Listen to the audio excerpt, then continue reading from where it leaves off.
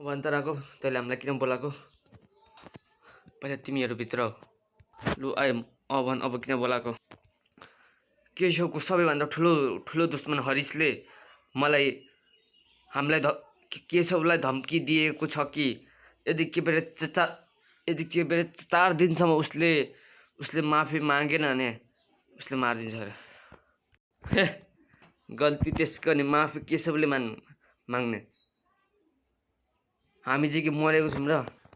त्यही त भनिरहेको छु नि म। हाम्रो साथीलाई कसैले के यसरी धम्की कसरी चाहिँ दिन सक्छ? हामी जिउँदो हुँदैन क्या। त्यसले एउटा सच्चा साथीको मतलब थाहा छैन। अब केशवलाई बचाउनुको लागि हामीले एउटा स्क्वाड बनाउनु पर्छ। कस्तो स्क्वाड हो? Real friend squad. के भन्दैछौ यो? तेरिको मजाक गरेको मजाक गरेको।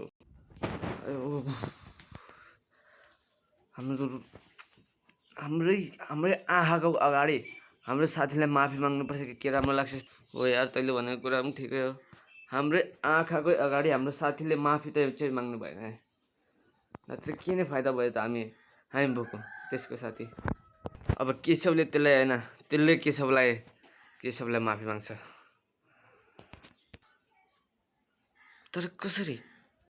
केशवलाई तर सबैभन्दा पहिला यो कुरा थाहा होस् कि केशवलाई यो कुराको बारेमा अलिकति पनि थाहा नहोस्।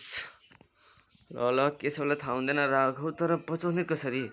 मेरो मतलब कि तर त्योसँग माफी चाहिँ कसरी मगाउने? त्यो कुरा मेरोमा छोडिदिए राजेन्द्र। त्यसलाई जसरी आजदेखि त मेरो लागि राजेन्द्र होइन राजे भइस्।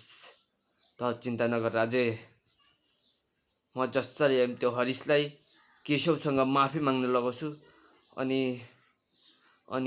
हुन्छ असली खेल। कसरी भन्दैछु म होइन, अहिले भरे समयले भन्छ।